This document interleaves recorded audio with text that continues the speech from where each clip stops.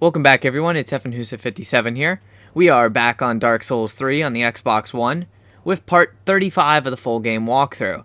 So, of course, I'm joined by Slowpoker here, and we are going to go up against the Dancer boss. So, this boss you can actually get to one of two ways.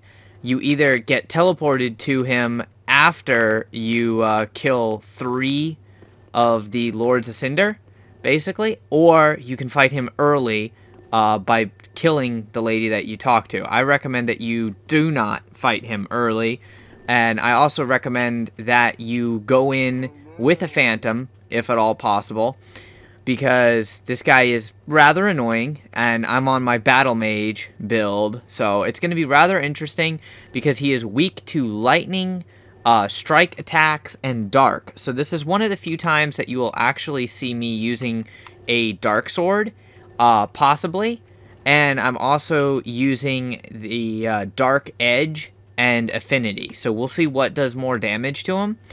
As far as rings, it doesn't really matter on the rings that you use. I'm using my normal ones, Bellowing Dragon Crest to boost sorcery, the Chloranthy ring, the Covetous Silver Serpent ring, and then because I'm wielding 2 swords, I'm using Havel's ring, but that last ring is kind of up to you. So, here we go. Slow, are you ready? Alright, I believe he is. I should also mention that he's using Tears of Denial, which is something that you can use because basically the attack will leave you with 1 HP. So, gonna go ahead and switch back to my regular shield and get this started. Please save his soul. Tell him what he must be, a lord. So, you talk to her, you get that, you approach the statue, and you get the cutscene, and this starts.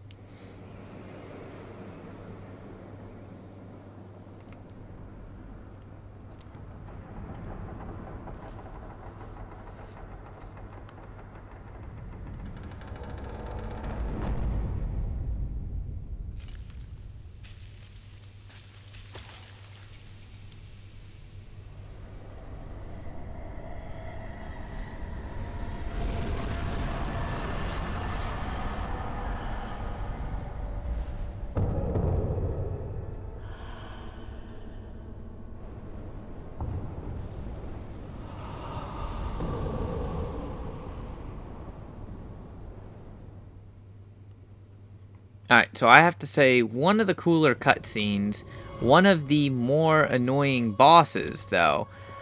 So this one's going to be a little bit interesting to fight, but one thing I should note is you can use these columns to your advantage and block her with the columns. So, gonna go ahead and get Affinity cast here, and see how much damage Affinity does. Ooh. Yeah. That actually did a pretty good chunk of damage there. I got the aggro. Also, while you're in the first form of this boss, you should try and stay away from the hand that does not have a sword in it, because she can literally do an attack that practically one-shots you. I just got caught by that, and yeah, that was some pretty brutal damage there, even for me. And now let's test out a Soul Spear. She's not resistant to magic, but she's not, like, weak to it either. So you really do have to be careful as a sorcerer. Want to try and lose her aggro a bit. This is the second phase. And now she has 2 swords. Go ahead and hit her with another Soul Spear. As you can see, that Soul Spear does not do that much damage. And she really does have a wicked combo attack. So, yeah, you do want to try and avoid the combos as much as possible. Cast Affinity again, and kind of let that hit her. I did get hit by the AoE there, not a big deal. Well, a super big deal. I'm going to keep using Affinity because I have the magic to do so. And it's doing a good amount of damage. Now a test here, a couple hits with the Dark Sword, does decent damage. Gonna go ahead and stay out of that. attack, give a nice hit. Got a good amount of damage, about 200 per hit with the Moonlit Greatsword. So Battle Mage with a summon is a extremely easy option for this fight. Like, surprisingly, very, very easy fight. I was actually expecting worse out of her, but due to the fact that she's not resistant to magic and weak to darkness, if you equip yourself properly for the fight, it's pretty much a walk in the park. So yeah, now we're gonna move on to the next area. Hopefully you guys enjoyed the video. If you have any questions, comments, anything like that, make sure you leave a comment. Otherwise, go ahead and smash the like button. Remember, check out Slow's channel. Thanks to him for running through these videos with me. And I will see you all in episode 36. Thanks for watching.